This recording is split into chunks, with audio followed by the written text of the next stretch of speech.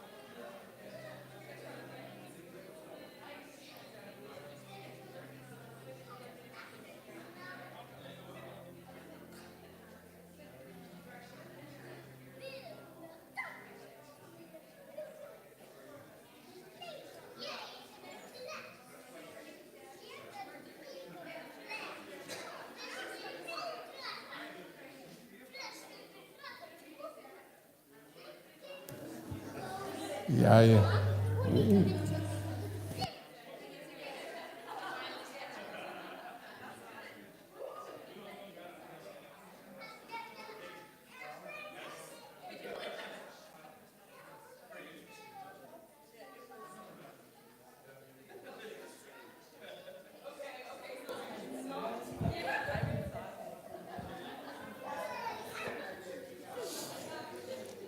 Jæja. Herðu, við ætlum að hoppa í samkomuna. One announcement in English before we start. If you need a translation device, it's back there by Friedberg. Just note there's a few of them that have splitters. So if you're sitting next to a person that also needs a translation, feel free to grab one of those. Meaning it's one device with 2 headphones in them. You might have to play a little with the splitters because if they're plugged all the way in, sometimes you can't hear them. If you pull them a little out, then you hear them. Switching over to Icelandic. Ótrúlega gaman að vera með ykkur í dag. Við ætlum að byrja samkomuna og eitt af því sem mig hefur langað að gera í langan tíma að byrja samkomuna á sannleika Guðs sem minnir okkur á af hverju við erum komin saman til þess að lofa Guð og ef þið hafið kynnt ykkur eitthvað á ensku það sem kallast catechism þá vola lítið það á íslensku og þetta aðferð til þess að læra hver Guð í gennum spurningar og svör og þetta hefur verið notað yfir mörg hundruð ára til þess að læra hver Guð og við ætlum og mér langar alltaf að hafa svona katekísis fyrir Ísland og ég held að Helgi sem búin að taka það á sig ég alltaf búin að segja þetta frá því núna þannig að Helgi verður að gera það núna að þýða eina spurningu á viku fyrir okkur til þess að dvelja á áður við förum inn í samkomuna og svo vonandi þegar við komumst í gennum alla spurningarnar þá getum við prentað þetta út í litla bók þannig að þið viljið læra með krökkunum ykkar hver Guð og hvað hann hefur gert og getið fengið þessa bók og dvalið á versunum sem segja af hverju við trúum því sem að stendur hér í dag og þannig að við ætlum að byrja í dag spurningu 1 í því sem kallast Orthodox Catechism og spurning 1 þessi Loren ef að þú getur farið yfir á næstu slæti spurning 1 hver eina von þín í lífi og dauða svarið að ég tilheyri ekki sjálfum mér heldur tilheyri líkami minn og sál í lífi og í dauða mínum trúfasta frelsara Jesú Kristi hann hefur að fullu greitt fyrir allar syndir mínar með dýrmætu blóði sínu og hefur frelsað mig frá harðjórn djöfulsins hann vakir einnig yfir mér á þann hátt að ekki mun eitt hár tínast á höfði mínu án vilja föður míns á himnum reyndar mun allt samverka mér til hjálpræðis vegna þess að ég tilheyri honum fullvissar Kristur mig með sínu heilaga anda eilíft líf og gerum af öllu hjarta fúsan og reiðubúinn til að lifa framvegis fyrir hann. Og versið sem ég langar að dvelja á í dag Rómverjabréfið 14, 7-9 því að enginn okkar lifir sjálfum sér og enginn deyr sjálfum sér. Ef við lifum við drottni. ef við deyjum við drottni. Hvort sem við þess vegna lifum eða deyjum, þá erum við drottins, því að til þess stóð Kristur og varð aftur lifandi og hann skildi drottna bæði yfir dauðum og lifandi. Heilaga Faðir, ég þakka þér fyrir það sem þú hefur gert fyrir son þinn Jesú Krist.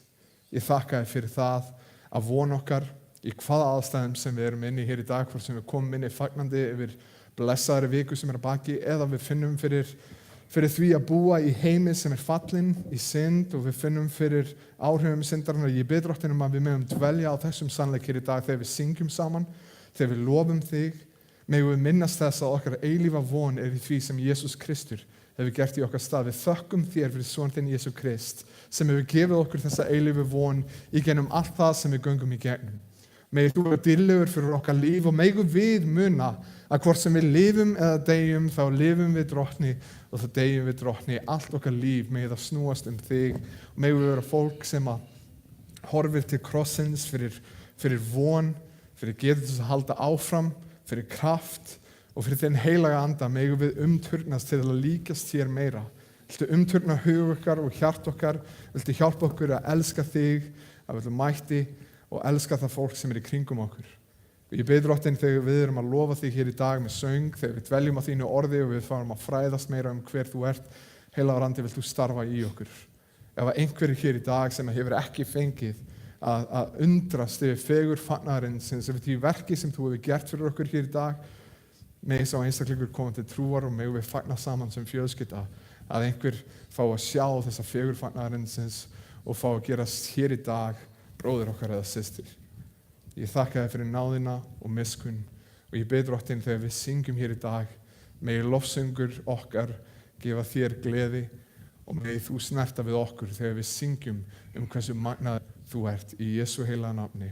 Amen. Ef við standa upp og syngja saman þessi lög sem lofgera teimið allar að lega fyrir í.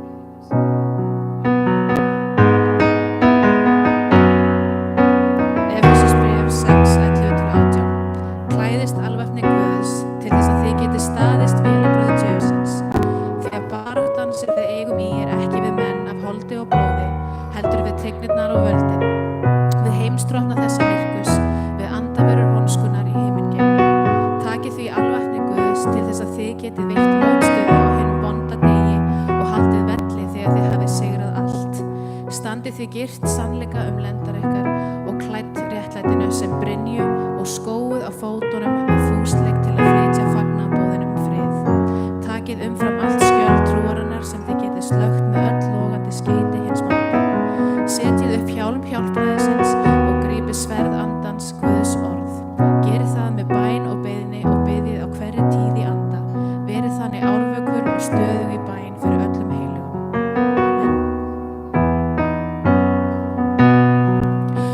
Church, arise and put your armor on. Hear the call of Christ our captain. For now the weak can say that they are strong in the strength that God has given.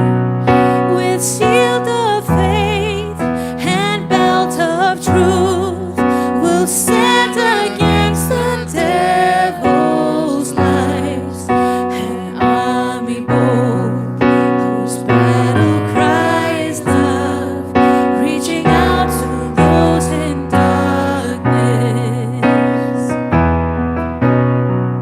Our call to war, to love the captive soul, but to rage against the captor. And with the sword that makes the wounded whole, we will fight with faith and valor. When faced with trials on every side, we know the outcome is secure, and Christ will have the prize for which He died, an inheritance of nations. Come see the cross where love and mercy meet, as the Son of God is stricken. Then see His foes lie crushed beneath His feet, for the conqueror has risen. And as the stone is rolled away, Christ emerges from the grave. This victory march continues till the day every eye and heart shall see His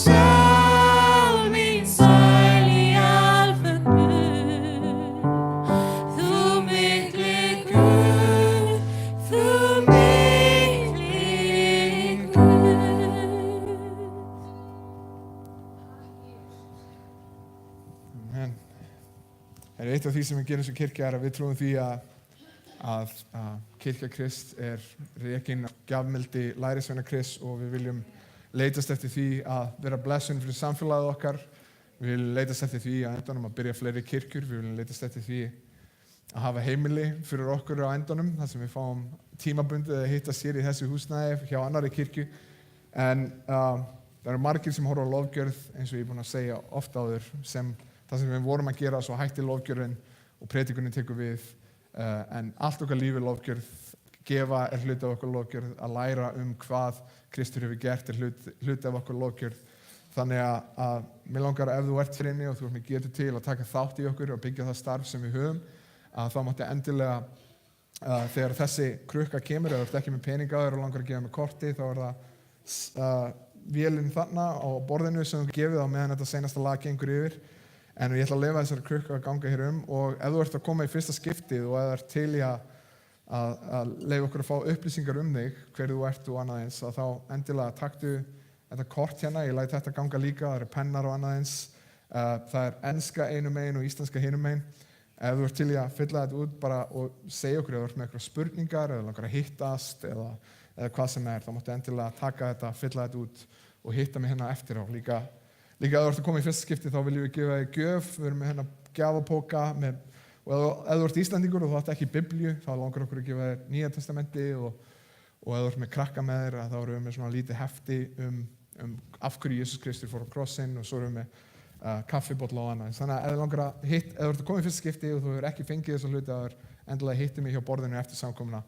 En mér langar að nýta þetta tækifæri til þess að biðja fyrir okkar kirkju, biðja einfaldlega fyrir einstaklingar sem eru hér inni í dag og líka biðja fyrir þeir fólki sem gefur og það fólk sem getur ekki gefið í aðstæðum sem eru bara erfiðar. Heilagur Faðir, ég þakka þér fyrir son þinn Jesú Kristi og hefur þú greitt leið fyrir okkur til þess að koma til þín með allar okkur áhyggjur, með fögnuð okkar og með það erfiða sem við göngum í gegnum. Og ef það einhver hér inni í dag sem í þannig aðstæðum að hann eða hún getur ekki séð sig sjálf, Drottinn, þá biðjum að koma inn í þær aðstæður og sýna þig dýrlegan og vera blessun og að veita okkur sem kirkja að við getum komast á þann stað að við getum stutt það fólk sem í kringum okkur og í fjárhagslegum erfiðleikum, að við getum með gjafmildi okkar verið að gefa af okkur til að styðja það fólk sem í neyð. Og mér langar sérstaklega í dag að biðja fyrir kirkjunu okkar, fyrir meðlimum og fyrir öllum þeim sem hér í dag, að þú sért með okkur í fjölskyldum okkar og hjónaböndum, að þú hjálpir okkur sem makar að elska hvort annað vel og í að elska hvort annað vel megum við sýna fagnaðarundið, megum við sýna þegar við leitumst eftir því að þjóna hvernig þú komst og þú átti skilið að láta alla þjóna þér. Hvernig sonur þinn Jesús Kristur kom og að hann átti skilið að fá alla dýrð og allan heiður, en hann kom til þess að gefa sitt líf, gefa af sér. Og hann kom ekki til þess að fá dýrð, heldur kom hann til þess að leggja sitt líf niður fyrir okkur og ég bið Drottinn að þessi boðskapur sem við trúum á, sem við játum með orðum okkar, megi það vera raunveruleiki í lífum okkar þegar við leitumst eftir því að elska jafnvel þá sem hata okkur. Þegar við minnumst þess hvernig sonur þinn Jesús Kristur á krossinum bað á meðan þá var að vera myrðan og neglan. Fyrirgefum Faðir, þeir veit ekki hvað ég gera. Ég bið Drottinn að við lendum í erfiðum aðstæðum með fólk sem í kringum okkur daglega, að þú hjálpir okkur að tala ekki aðeins trú okkar og ekki bara segja með orðum okkar að við trúum þessu, heldur að sýna með lífi okkar, að sýna með gjafmildi okkar, sýna með lofgjörð okkar, ekki bara hér á sunnudögum, heldur í gegnum vikuna og í gegnum allar vikur. Hjálpa okkur, Faðir, að lofa þig hér í dag og alla eilífð og vera drifin af krossinum, að vera drifin af fyrirgefningu þinni til þess að fyrirgefa, að vera drifin af náð þinni til þess að sýna öðrum náð og vera drifin af gjafmildi þinni til þess að gefa. Ekki bara hér í dag, heldur af tíma okkar, af talentum, af hæfileikum sem þú hefur blessað okkur með. Megum við leitast eftir því að lifa öll okkar lífi þar sem við leitumst eftir því að gefa af okkur. Megum við vera salt og ljós í Jesú heilaga nafni. Amen. Rómarbréfið 8:31-39. Hvað eigum við þá að segja við þessu? Ef Guð með okkur, hver þá á móti okkur? Hann sem þyrmdi ekki sínum eigin syni, heldur framseldi hann fyrir okkur öll. Hvort myndi hann ekki líka gefa okkur allt með honum?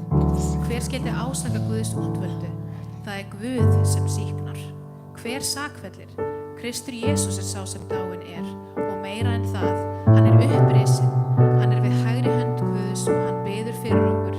Hver mun gera okkur viðskila við kærleika Krists? Mun þjáning gera það eða þrenging, ofsókn, hungur eða nekt, háski eða svefn? Það eins og ritað þín vegna okkur dauði búinn allan daginn og við metin sem sláturfé. Nei, í öllu þessu vinnum við fyllsta sigur í krafti hans sem elskar okkur. Því að ég þess fullviss að hvorki dauði né líf, englar né tignir, hvorki hið yfirstandandi né hið ókomna, hvorki kraftar né hæð né dýpt né nokkuð annað sem skapað muni geta gert okkur viðskila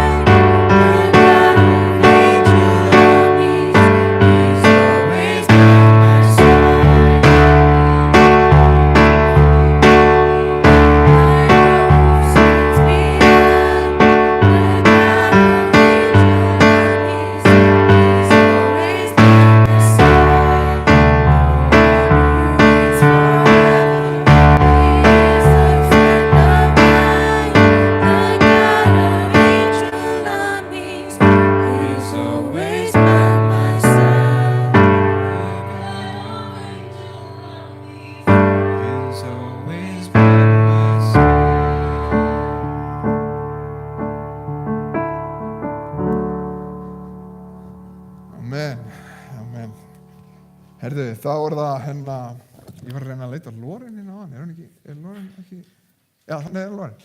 Og ég stóð bara beint fyrir aftan hana, við ætlum að halda áfram með samkomin okkar, það barnastarf í boði fyrir þá sem eru með krakkarna sína. Hver að sjá barnastarf í dag? Er það Jóhanna aftur? Ayanda, ok. Ayanda, thank you so much for serving our church. Það eru nokkra tilkynningar áður við hoppum inn í vessin sem við ætlum að dvelja á í dag. Ef þið viljið fletta að vessunum ykkur þá er rauninni Hebreabréfið 11 sem við ætlum að byrja á, fyrstu 3 vessin þar. En næstu 10 vikunar verða svolítið öðruvísi að því leytinu til. Við erum típis sem kirkja að vinna okkur í gegnum bækur í Biblíunni og þannig að vessin sem eru vanalega á hverju viku fyrir sig er einfallega næstu vess eftir þau vess sem við vorum í. En við ætlum að gera 10 vikur þar sem við erum að fara í spurningar hvað var það kristna trú. Og við ætlum að dvelja á spurningunni í dag, hvernig veist þú að trú þín sé rétt. Þannig að við ætlum að nota Hebreabréfið 11, við ætlum að fara 2 aðra staði í Biblíunni.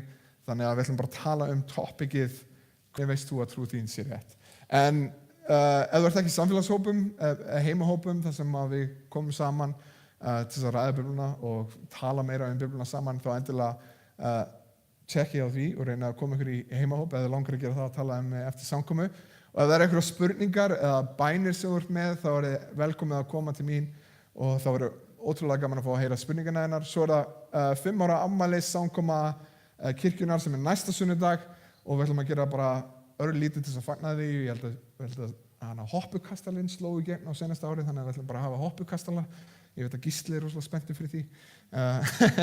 Nei, við ætlum að hafa hoppukastala fyrir börnin og við ætlum að standa saman í því að leyfa Gísla ekki að fara inn. Ég held að við þurfum nokkra einstaklinga hérna inni, þannig að ef þú ert sjálfboðaliði til í það, þá talar þú bara með mig eftir samkomu. Svo er það meðlimatími, ef það langar að gerast meðlimur í Loftstofunni, þá er það fyrsti sunnudagurinn í september, það sem er meðlimatími. Jafnvel ef þú vilt ekki gerast meðlimur, en þið langar að vita hverju við trúum og af hverju og hvað við stöndum fyrir, hvað gerir okkar kirkju frábrugðin á öðrum kirkjum, að þá er þið velkomið að mæta á meðlimatíma fyrsta sunnudaginn í september og svo er það meðlimafundur sem er annan sunnudaginn í september, sem er einfallega fyrir þá sem eru nú þegar orðnir meðlimir og við ætlum að tala kirkjuna, framtíð kirkjunar, plana eins saman, það er að koma endurinn á árinu og við ætlum að fara hérna bara í að pæla í hvernig við ætlum að haga peningunum okkar næsta ári og annað eins. Þannig að ef þú ert til í það, þá er meðlimafundur annan 9. september klukkan 5 hér. Við ætlum einfallega að kveikja á grillinu, leyfa fólk að koma með á grillið það sem að það vil borða og þeim ég komið með krakkan okkar bara láta vita að það gæti verið að við sem tala einhver málefni sem að geti verið erfið fyrir krakka að heyra. Þannig að við skulum hafa það í huga. En við ætlum að demba okkur í predikun dagsins sem við byrjum á í Hebreabréfinu 11 vers 1-3 og mér langar að biðja fyrir okkur. Heilagur Faðir, ég þakka þér fyrir þitt orð, ég þakka þér fyrir að við fáum að koma saman þegar við minnumst þess að við eigum bræður og systur út allan heim sem að búa í löndum það sem er ólöglegt að gera það sem við erum að gera hér í dag, en þau gera það samt og vita það að það geti þýtt fyrir þau að þau þurfa að þjást fyrir það, vera fangelsu fyrir það, jafnvel vera drepin fyrir það. Ég bið fyrir bræðurum okkur og systrum og fjölskyldum þeirra út allan heim sem að deyja á hverju ári. Ég bið Drottinn að hjálpa okkur að vera ævinlega þakklátt fyrir það að við fáum að koma saman, fyrir það að við vitum að við erum tengd þessari fjölskyldu sem er ekki fundin í blóði okkar, við erum ekki blóðtengd okkar vegna en heldur fyrir son þinn Jesú Krist þá erum við blóðtengd. Og ég bið Drottinn að við mæti vera að biðja fyrir þeim og biðja fyrir þeim vitnisburði sem þau bera. Og ég bið Drottinn í dag að þú umturnir hug okkar hjarta þegar við dveljum á þessum vessum og pælum í hvernig getum við vitað að trú okkar sé svo rétta trú. Ég bið Drottinn fyrir þeim sem eru með mikið af spurningum og ég bið Drottinn að þessar 10 vikur, næstu 10 vikur megi vera blessun fyrir okkur sem kirkja og fyrir þá sem kíkja á okkur. Í Jesú heilaga nafni. Amen. Þannig að mér langar að byrja á að lesa þessi 3 vers til þess að heiðra einn einstakling hér inni og að standa upp og lesa versin saman til þess að bera virðingu fyrir orði Guðs.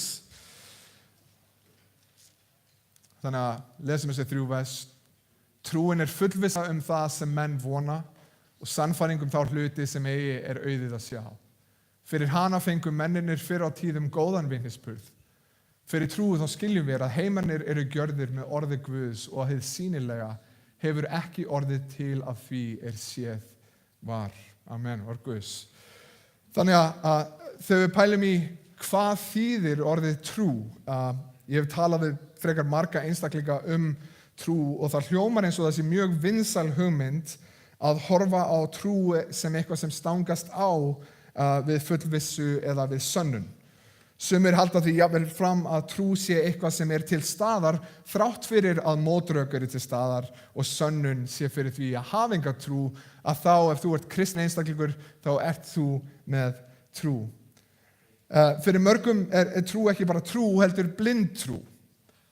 Að þú einfaldlega vonar að eitthvað sé rétt og þú ferð eftir þeirri von og þessi trú hún hlustar ekki á rök eða skynsemi eða almenna hugsun. En ég vil í dag reyna að kenna upp á besta máta að okkar trú ekki blind trú, að það sé ekki í raun bara von eitthvað, heldur einnig fullvissa eitthvað.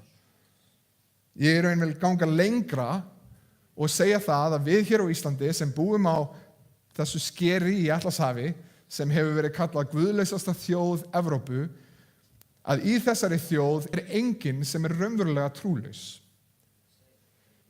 Og versin í dag þau byrja á því að tala hvað trú Trúin fullvissa það sem menn vona og að vera sannfærður þá hluti sem ekki auðvelt að sjá. En ég veit ekki með ykkur, en það hljómar ekki eins og það sé á móti rökum eða almennri skynsemi að vera fullviss eitthvað.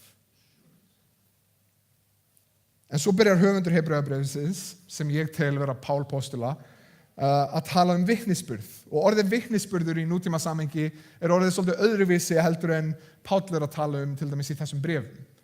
Vitnisburður í nútíma kristnu samhengi, ef það til dæmis vitnisburðastund, ef þið hafi verið hluta þannig á samkomum, að þá það tími þar sem fólk kemur og það talar líf sitt og raunir sem þau hafa gengið í gegnum og að þau eru núna kristin og oftast tala lítið það en svona hver aðdragandinn var að því að gerast kristinn.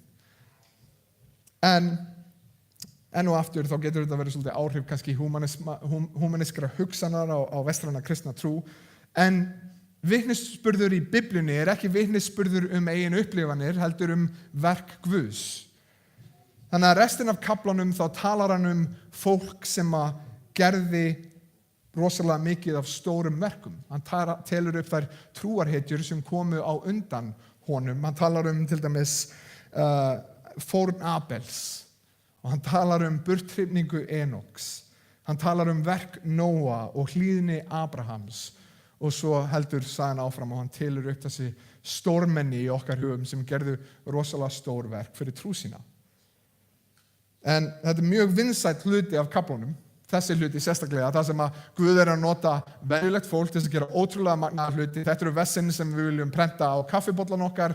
Þetta eru versin sem við viljum að sé satt fyrir okkar líf. En svo seinni hlutin af kaflanum, 11. kafla, ekki rosalega vinsæll. Þar talað einstaklinga sem ekki einu sinni nefndir með nafni. Þeir eru ekki þekktir sem magnaða trúarhetjur eða þekkt.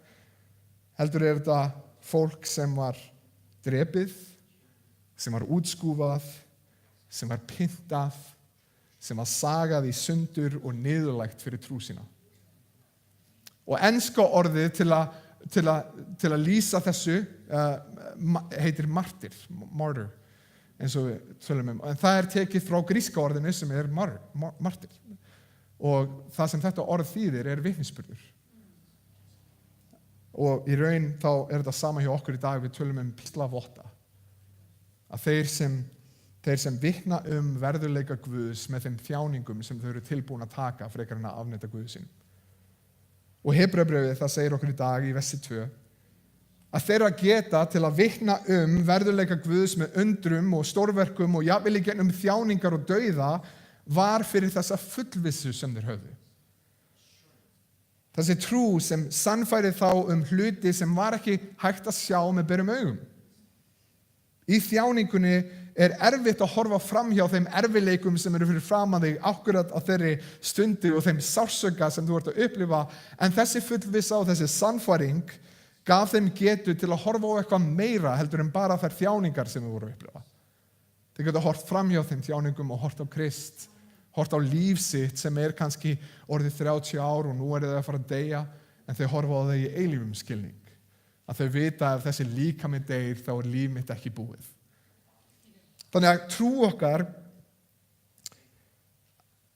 hún lifir ekki bara í núinu, eins og vinsælt að segja í dag, lifðu í núinu. Heldur einnig bendir hún á að trú okkar og fullvissu hjálpar okkar að sjá fram yfir yfirstandandi tíma, yfir í þá eilífu von sem við höfum. En ef við horfum svona á trú, að þetta sé raunveruleikinn, að trúin þessi fullvissa, þá það mjög öðruvísi trú heldur en talað í dag. Við erum komin í mjög frábrugðna trú heldur en margir segja að trú sé. Og ef þetta bara von að þú hafir í þetta skipti loksins rétt fyrir þér, að þú getur hort yfir líf þitt og þú getur séð að þú ert búin að klúðra mörgum uppskriftum og þú ert búin að klúðra mörgum atvinnutækifærum, þú ert búin að taka mörg próf þar sem að þú fékkst falleinkunn og þú horfir kannski á þitt líf og þú sérð alla þá hluti þar sem að þú hafðir rangt fyrir þér. Þessi trú ekki byggð á þér.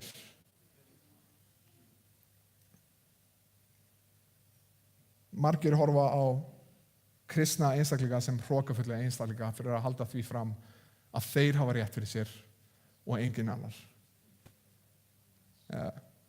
En raunveruleikinn sá að við erum ekki að setja trú okkar á eigin getu til að geta valið rétt, heldur þann Guð sem hefur gefið okkur þessa trú. Það rauninni ekki að ég sé traustverðugur, heldur að þá sá Guð sem að ég set trú mína í, að hann sé traustverðugur. Þannig að helsti punktur sem ég vil að þið farið með út í dag þessi: Guð grundvöllur trúar okkar og alls lífsins. Byrjum á að skilgreina hvað biblíuleg trú og mér langar kannski að byrja á að skilgreina hvað biblíuleg trú með því að tala hvað biblíuleg trú ekki. Biblíuleg trú ekki von án grundvallar. Hún ekki bara svona brostu af því bara, heldur hún byggð á einhverju. Biblíuleg trú ekki fullvissa og traust á eigin hyggjuviti eða vitsmunum. Rétt eins og öll önnur trú þá á biblíuleg trú að finna fullvissu sína og traust ekki í sjálfum sér og eigin visku, heldur byggist trúin á traustverðurleika þess sem trúin byggð á.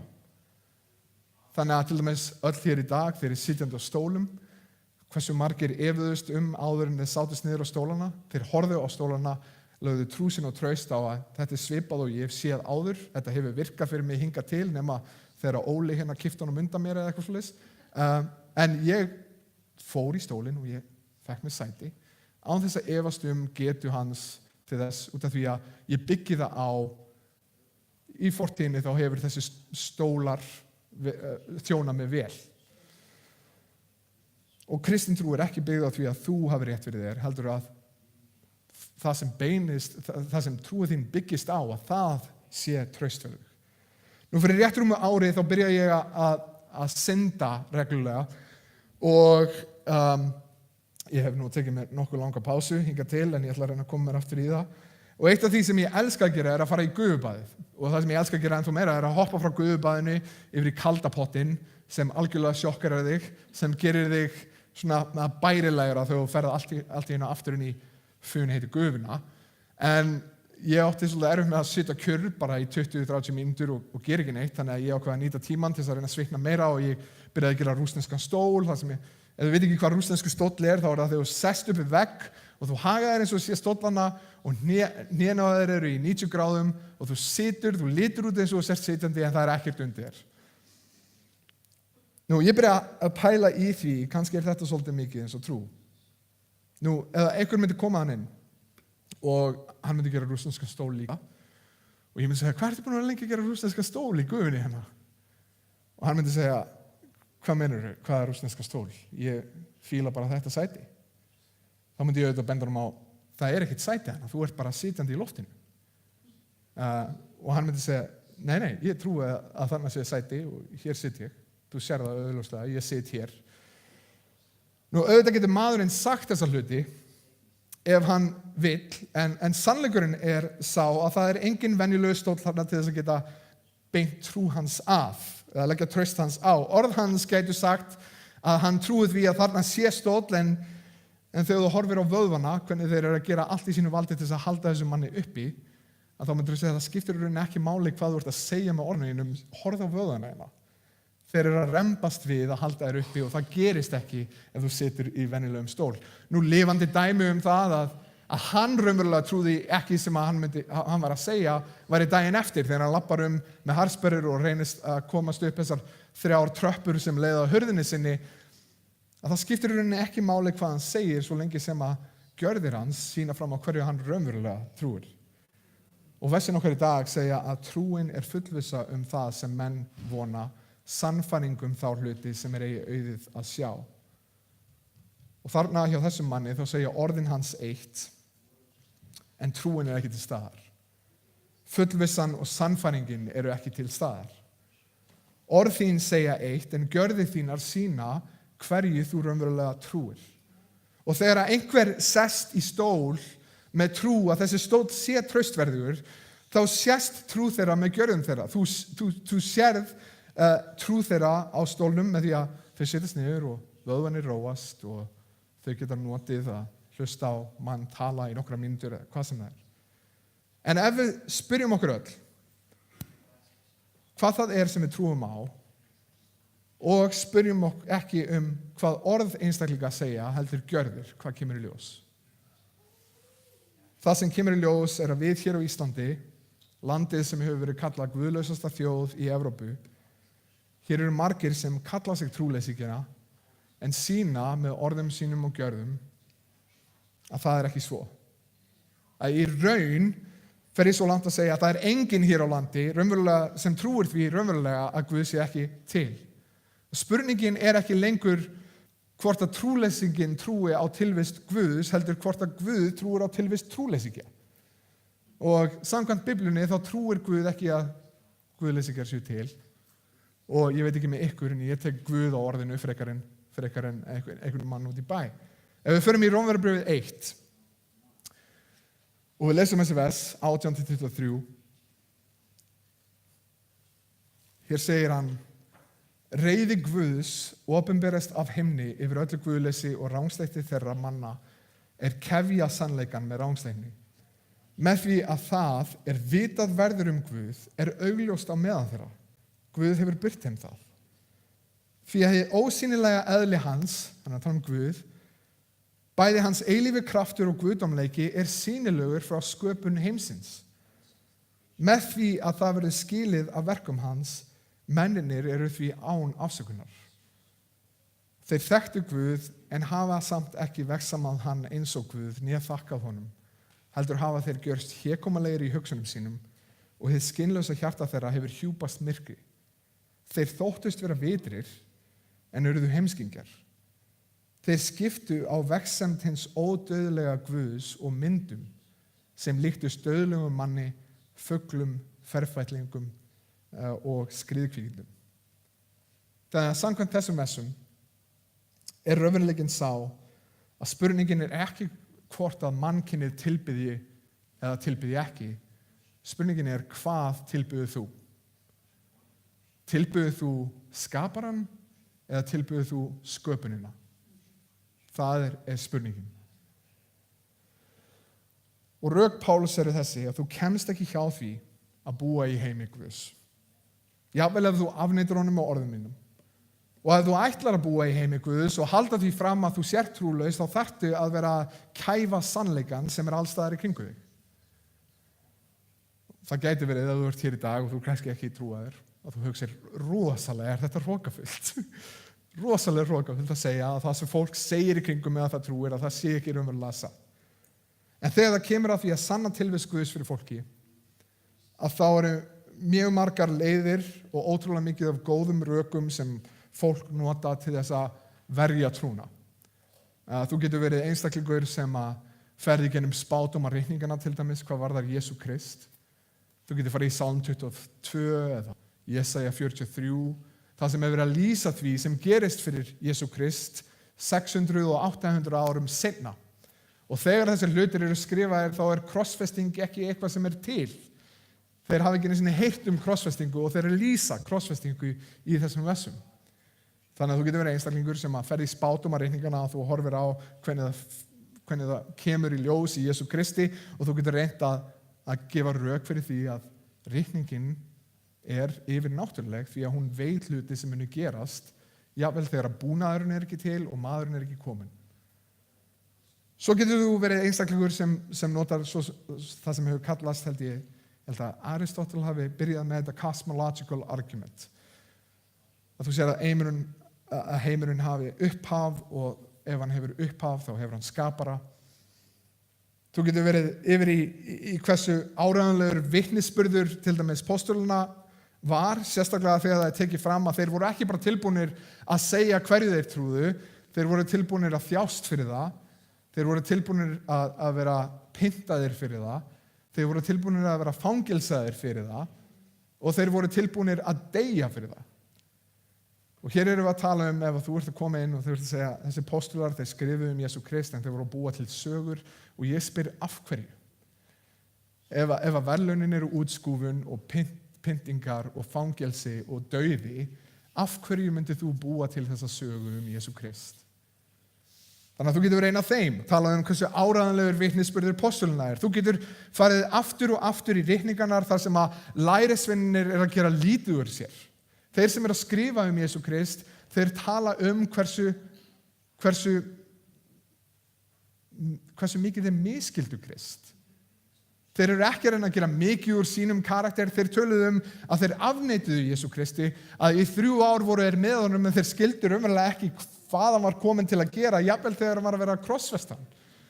Það tala að þeir skildu hann eftir, þeir flúðu þegar að erfiðleikar komu. Þeir eru ekki að reyna að mála sig sem hetjur. Þú getur verið þessi einstaklingur sem ferði í reikningarnar til að sýna fram á það að ef þeir ætluðu að gera trú það sem þeir ætla að mikla sjálfan sig, af hverju myndu þeir tala svona illa sjálfan sig? Þú getur farið í það að fyrstu vitnin að upprisu Jesú Krist séu konur í samfélagi þar sem að vitnisburður kvenna var ekki gildur í réttum landsins. Ef þú ætlar að byggja sögu þar sem að í fyrstu aldar grísku heimurinn átti að trúa þeir, af hverju eru 2 helstu vitnin að upprisu Jesú Krist konur á meðan kallanir eru skítrættir búin að læsa sig inn í herbyggi? Af hverju? Þú getur pælt í þessum hlutum. Þú getur farið í sagnfræðileg áhrif kristinna trúar á allar þær þjóðir sem fagnaðarundið fór í. Þú getur dvalið á því að dagatal okkar í dag, 2018, hér erum við 12. Ágúst. Ég rugla apríl og ágúst saman og mars og mæ, bara svo við viti. Hér erum við 12. ágúst 2018 eftir Krist. Þannig að hér kemur ykkur gaur og dagatal okkar brotið upp fyrir Krist og eftir Krist. Og hann var ekki með pólitískt vald, hann var ekki með hervald, hann var með orð sem hann talaði og hann dó á krossi eins og þjófur niðurlægur. Og hér eru við í dag, 2000 árum seinna, að tala fyrir og eftir Krist. Þú getur farið í siðferðisrök. Þú getur farið að tala ef við erum með siðferði, þá erum við með siðferðisgjafa. Og mér langar ekki að fara í öll möguleg rök sem við getum gefið til þess að sannfæra fólk sannleik kristinna trúar, en valmöguleikanir eru ótrúlega margir. Það er ótrúlega mikið hlutum sem við getum farið í ef við viljum gefa rök fyrir voninni sem í okkur sem eru vers sem koma úr Biblíunni sem okkur sagt að gera. En það er eitt vers í orðskviðunum sem stutt og gott og mér langar að lesa það fyrir okkur. Þetta í 9. kafla í orðskviðunum og þetta 10. vers. Og þetta segir einfaldlega: ótti drottins upphaf viskunnar og að þekkja hinn heilaga eru hyggindi. Og ég veit ekki með ykkur, en þegar ég las þetta vers oft, þá hugsa ég að hér er Salomon að skrifa orðskviðuna og hann er að reyna að segja að þú vilt vera vitur í framtíðinni, þá er gott að byrja á að vita Guð. En ef þú hugsar aðeins það, getur verið að hann sé ekki í rauninni bara að segja að það sé gott að byrja á því að þekkja Guð áður en þú ferð í svona útskrifast frá því að þekkja Guð og nú ferð í svona alvöru viskuna í heiminum.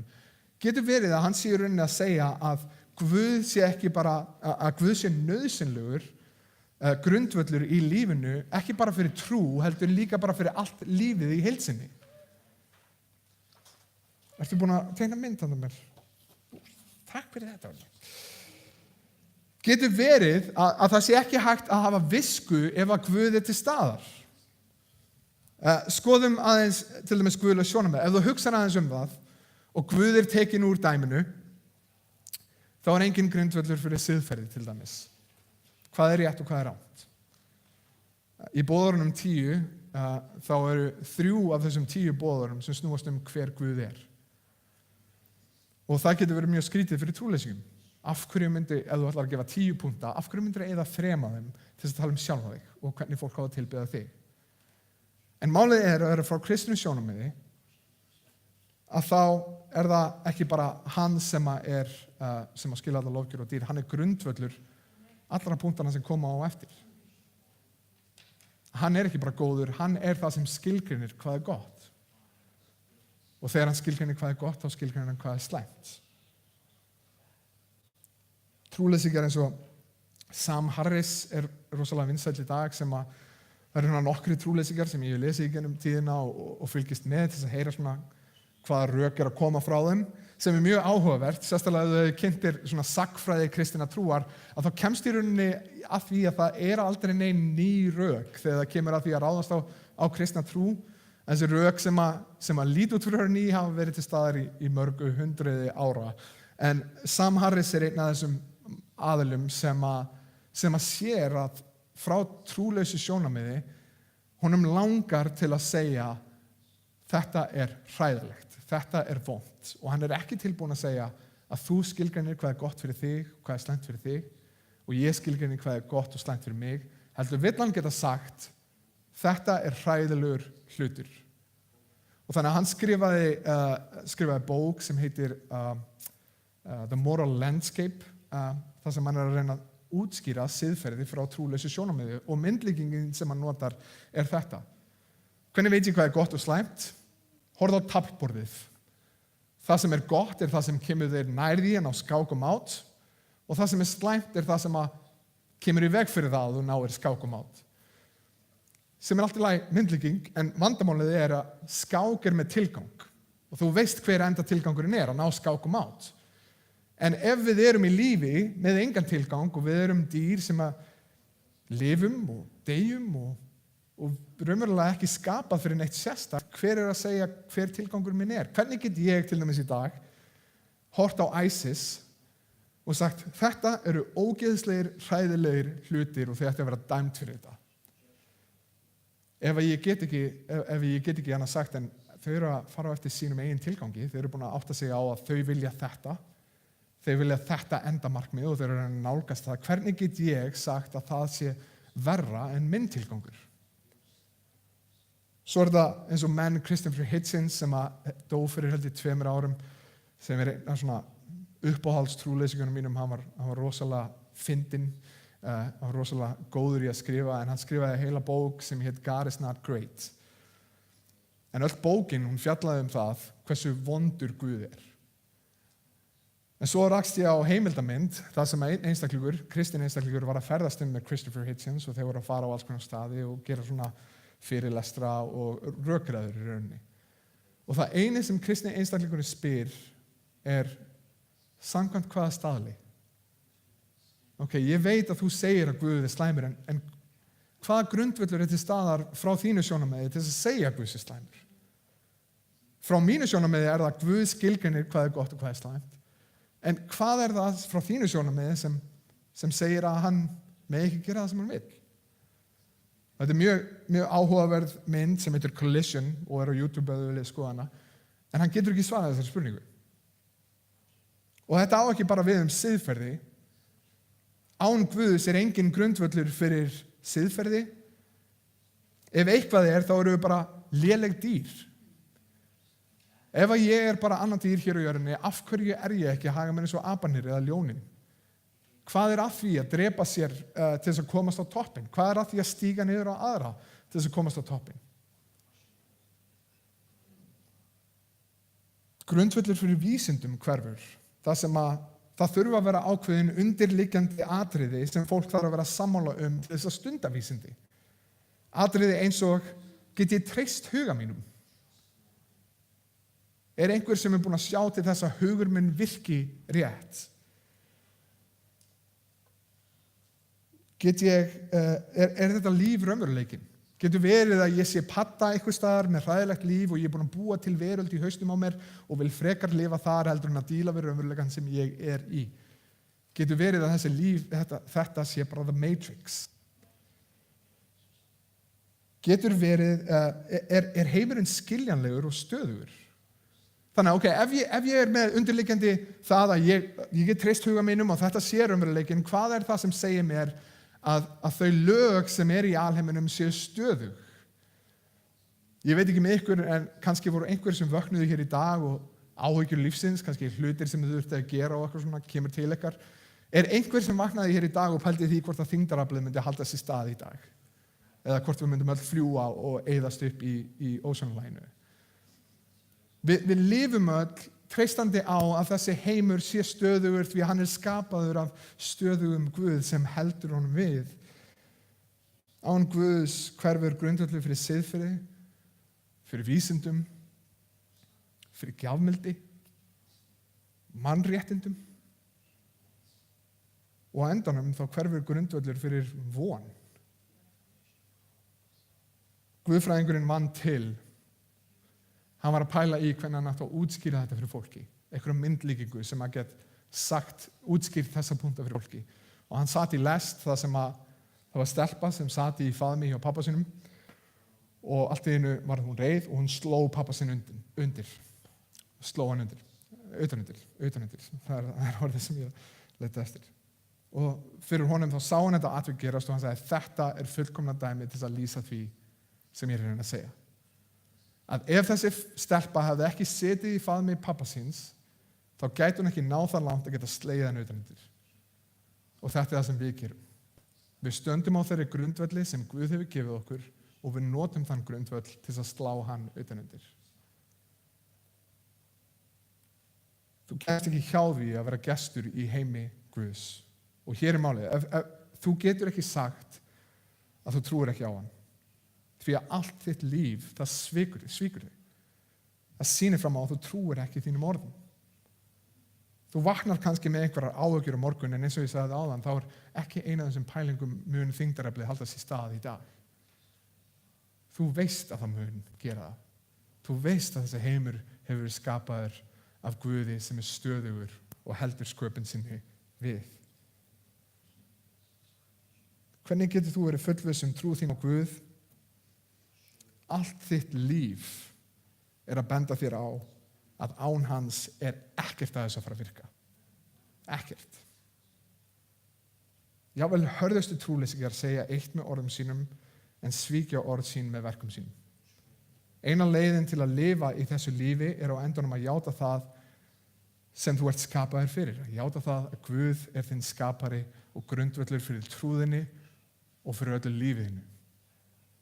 Án hans þá getur þú ekki fagnað réttakerfinu til dæmis. Eða á Íslandi kannski eru við ekki að fagna réttakerfinu rosalega mikið. Við erum að böggast yfir því að það er ekki réttlæti sem er fullnægt. Þegar einstaklingur er búinn að nauðga litlum krökkum í mörg ár og svo fær hann skilorðsbundinn dóm. Og það er réttlætiskennd í okkur sem segir þetta er ekki rétt.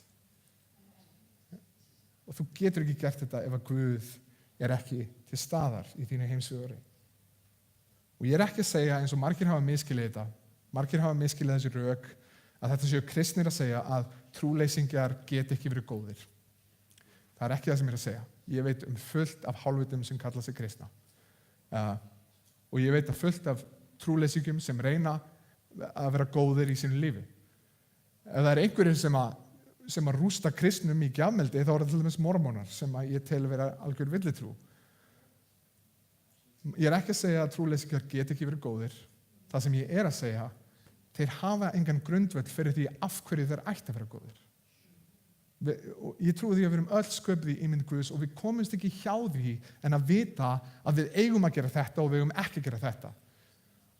Og þegar spurningin kemur, af hverju erum við svona góð í að gera það sem við eigum ekki að gera Og af hverju erum við svona léleg í að gera það sem við eigum að gera, þrátt fyrir að við vitum að þetta er gott og þetta er slæmt, eiginginn er slæmt, gjafmild er gott. Af hverju? Og þá kemur svarið við kristinni trú, það er út af að við erum í brotnum heimi. Heimurinn er ekki eins og hann á að vera. Og það er það sem ég langar að segja í seinasta lagi, að mín von fyrir þig, að þú ert hér inni og þú ert ekki kristinn, er ekki bara að þú trúir á tilvist Guðs. Djöfullinn trúir að Guð sé til. Og punkturinn á bak við kristni trú er ekki að þú deilir leikfengunum og þú trúir að Guð sé til. Það er ekki það sem biblíuleg trú snýst um. Von mín fyrir þig er að þú leggir trú þína og traust á Guð, Jesú Krist, sem frelsara þinn og drottinn. Að þú leggir trú þína á þann trausta grundvöll að Jesús Kristur, hann hefur greitt skuldina sem þjakar okkur með ákvæðum sínum. Að hann hefur gert leiðina til Guðs. Og þetta er það sem aðskilur kristna trú frá öllum. Þannig að margir segja, öll trúarbrögð eru eins. Þið getur verið sammála að við eigum ekki að myrða, við eigum ekki að drepa, við eigum ekki að ljúga, við eigum að virða föður okkar og móður.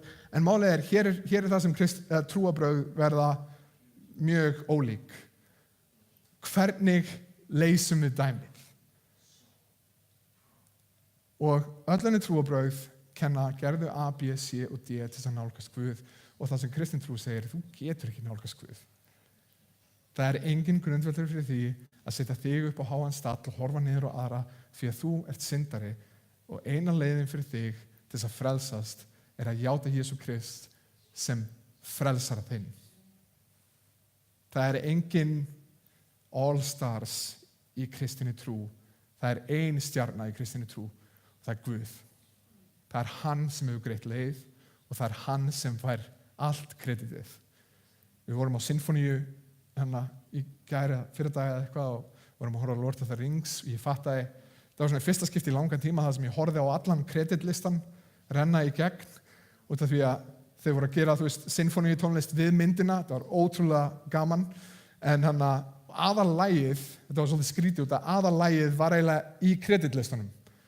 Þegar Emiliana Torrini sem að samdi lægið var á svæðinu og hún átti að syngja lægið sem hún samdi fyrir myndina og ég var svona byrjaði að standa upp og áttaði mig á því, nei, þetta er aðaldæmið. Þannig að ég ætla að horfa á kreditlistan og vera hlusta á tónlistina og ég áttaði mig á því hvað kreditlistin er ógeðslega langur en kreditlistin í endanum á frelsun allra okkar hér inni hefur eitt nafn. Það er Jesús Kristur. Það er ekkert auka hlutverk sem við fáum eitthvað. Það er engin Gunni sem er hljóðmaður eða eitthvað svoleiðis, jável það er eitthvað svona ómerkilegt. Það er eitt nafn sem verður á okkar kreditlista í enda okkar lífs og það er Jesús Kristur. Og ég vona að þú leggir trú þína á traustan grundvöll að Jesús Kristur hefur greitt leið þína til himnaríkis með því að deyja fyrir þína skuldir og að hann kláraði verkið sem þýðir að þú lifir honum til dýrðar. Eins og við vorum að syngja áðan, hann með sínu blóði hefur keypt okkur. Ef þú ert kristinn, þá snýst líf þitt ekki lengur um þig, það snýst um drottinn og frelsara Jesú Krist. Og í öðru lagi að þú leggir trú þína og traust á hans þinn drottinn, að hann á mig. Svo ég vona að trú þín er ekki byggð á eigin hyggjuviti eða áreiðanleika þínum út af því að við erum öll með mistök á bakinu. Við erum öll með skiptið það sem við vorum fullvissum eitthvað en það var rangt. Heldur trú þín og traust liggi á Guði, að hann hafi ekki rangt fyrir sér. Og trú þín sem kristinn einstaklingur er byggð á fullkomnum almáttugum Guði, skapara himins og jarðar, sem er bæði réttlátur og miskunnsamur. Og sá Guð sem horfir ekki bara á þig frá fjarlægð heldur sendir son sinn Jesú Krist til að deyja fyrir þig. Að himnaríki nálgaðist þig í Jesú Kristi þegar þú gast ekki nálgast himnaríki. Svo það er Jesús Kristur sem er grundvöllur trúar okkar, höfundur og fullkomnari trúar okkar og ekki aðeins fyrir trú okkar heldur allt lífið. Ekki ganga hér út í dag fyrir að þú hefur játað Jesú Krist sem drottinn þinn og frelsara. Og það sem ég langar að gera er að við syngjum saman þessi lög og eitt af því sem við gerum sem kirkja er að hverju viku þá fögnum við brauðsbrotningunni.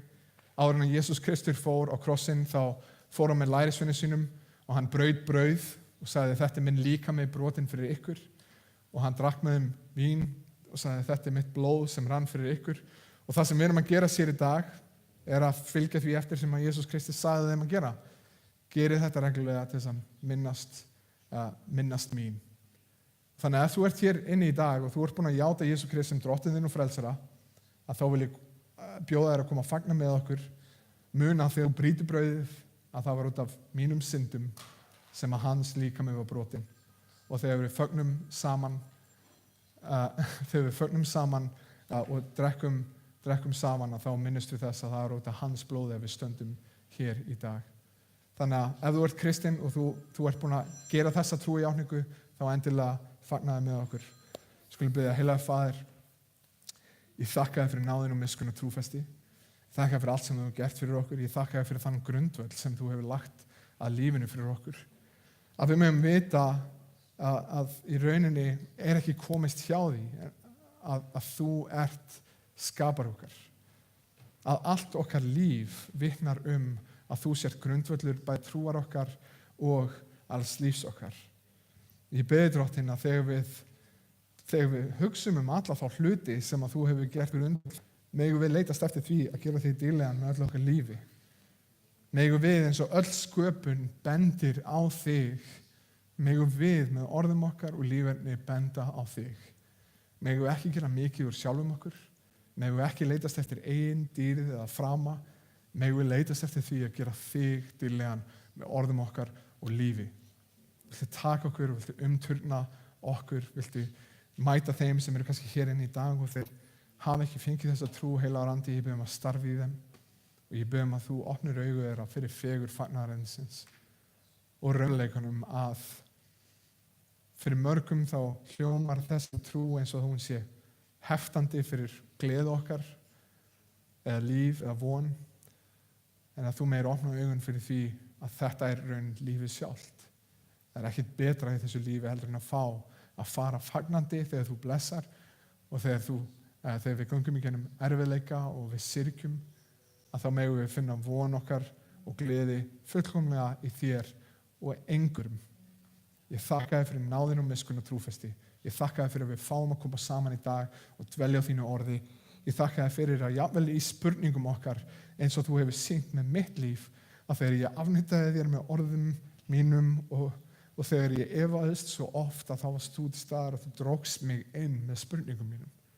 Og ég bið Drottinn að þú blessir okkur sem kirkju þegar við förum í þessar spurningar næstu 10 vikur, að þú megi mæta fólki sem er með spurningar varðandi trúna og kannski skilur ekki alveg fullkomlega einhvern punkt. Megi við kenna vel og megi þú umvefja okkur þegar við vitum kannski ekki öll svörin við öllum spurningunum. Megi þú hjálpa okkur að leggja trú okkar og traust á það að þú vitir betur. Í Jesú heilaga nafni. Amen. Þannig að þegar við byrjum að syngja lagið, ef þú vilt biðja eða eitthvað, þá máttu biðja og svo þegar þú ert tilbúin þá getur þú komið hér og tekið saman og tekið brauðið og eftir lagið þá skulum við fagna því saman því sem Jesús Kristur hefur gert.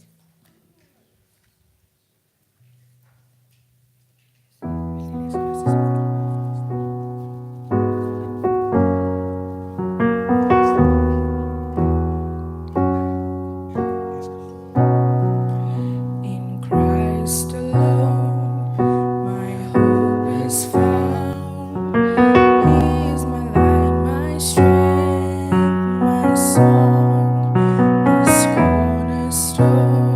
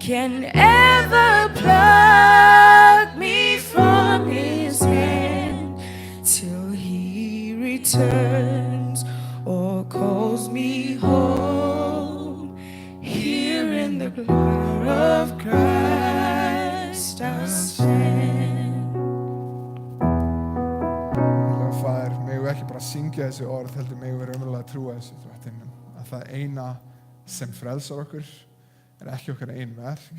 Megum við ekki segja já, við erum frelsuð fyrir Jesú Krist, en svo raunverulega segja með lífi okkar að við trúum því og treystum því ekki, heldur ætlum við að vinna okkur einn eigin réttlæti. Megum við raunverulega syngja þessi orð út, vita það að þú hefur greitt okkur skuld, þú hefur greitt leiðina og það fyrir þitt verk sem að við erum frelsuð, og megum við líka leitast eftir því að fagna þessu með því að finna þetta nýja frelsi sem að þú hefur veitt okkur fyrir blóð þitt, fyrir blóð sona þíns og fyrir líka með hann sem var brotin í okkar stað, og megum við upplifa að það er engin betri staður en að vera að þjóna þér. Hvernig getum við, þegar við horfum á gjafmildi þína til okkar, þegar við áttum það ekki skilið, hvernig getum við eitthvað annað gert en að leggja líf okkar niður og segja að þú ert það besta sem þessi heimur hefur upp á að bjóða? Ég bið að það megi vera sjáanlegt með lífum okkar. Við þökkum þér fyrir son þinn Jesú Krist og fyrir hans blóð sem að leyst okkur undan syndinni og gaf okkur eilíft líf. Og ég bið Drottinn, þegar við förum inn í vikuna, megum við fagna þessu með lífi okkar. Megum við fagna þessu með því að vinna vel, með því að elska þá í kringum okkur vel, með því að sýna öðrum náð og með því að endurspegla hver þú ert. Megum við mótast, fyrirgefðu okkar syndir. Þegar við horfum á í gennum vikuna og við sjáum öll þau skipti sem við klúðruðum málunum, að sem sjálfselska okkar náði að yfirstíga að gjafmildi sem þú ert að skapa í okkur. Ég bið að fyrirgefa okkur og halda áfram að móta okkur til þess að líkast þér betur í Jesú nafni. Amen. Líka með Krist og blóð hans í okkar stað.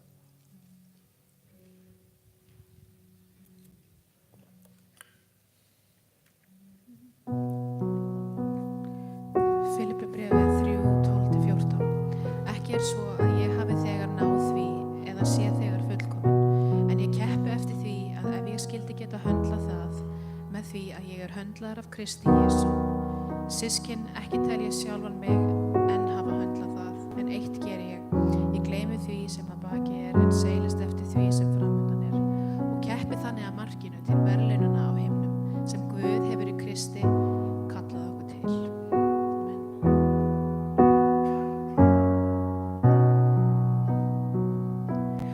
Drottinn Guðs sonur sem duftið mitt bar, dó til að lífga mitt fullkomna skar, reis upp af gröf svo bætti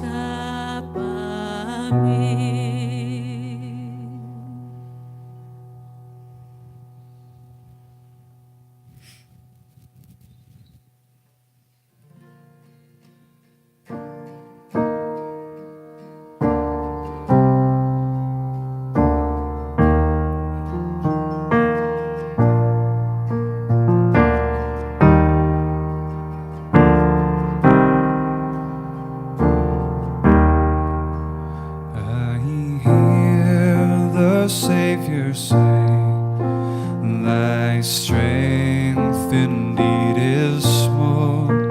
Child of weakness, watch and pray. Find in me thine all in all. Jesus paid it all to him I owe. Sin had left a crimson stain, he washed it white as snow.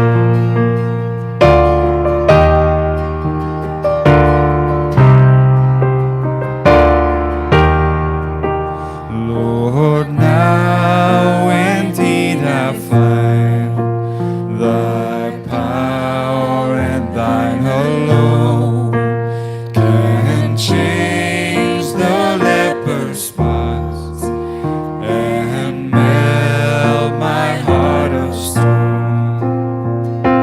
Jesus paid it all to him I owe. Sin had left a crimson stain, he washed it white as snow.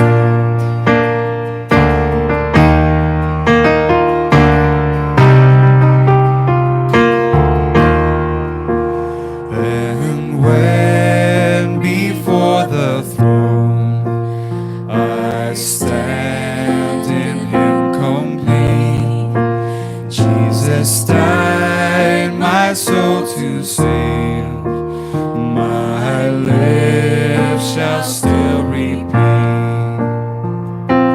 Jesus paid it all to him I owe. Sin had left a crimson stain, he washed it white as snow.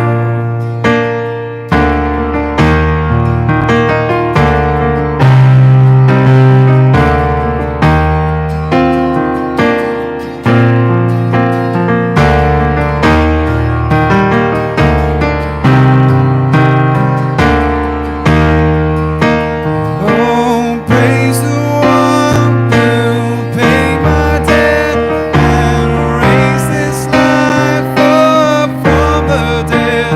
Oh, praise the one who paid my debt and raised this life up from the dead. Oh, praise the one who paid my debt and raised this life up from the dead. Oh, praise the one who paid my debt and raised this life up from the dead. Oh, praise the one who paid my debt and raised this life up from the dead. Amen. Herri, þá langum við bara að lesa versin sem að verkefni okkar fyrir þessa viku og allar vikur fyrir verkefni kirkjunar senustu 2000 ár. Þetta sem hann lagði til lærisveina sinna að gera áður en hann steig upp til himna sem þetta. Og Jesús kom til þeirra að talaði við þá og sagði, allt vald mér gefið á himni og jörðu, farið því og gjörið allar þjóðir að lærisveinum. Skýrið þá í nafni Föður og Sonar og Heilags Anda og kennið þeim að halda allt það sem ég hef boðið yður. Sjá, ég hef með ykkur alla daga, allt til enda veraldar. Þannig að þetta er það sama verkefni og við höfum alltaf.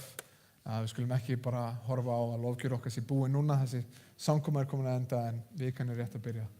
Þannig að lofum Guð vel með lífum okkar, ánægilegt að sjá ykkur og endilega það er snarl hana fyrir aftan inni og kaffi, þannig að endilega ekki vera að flýta ykkur út, það verður gaman að fá að tala við ykkur öll. Og ef það eru komið í fyrsta skipti eins og ég sagði þann, væri mjög ánægilegt að fá að tala við ykkur hana til hliðar. Amen. Guð bless ykkur, gaman að sjá ykkur.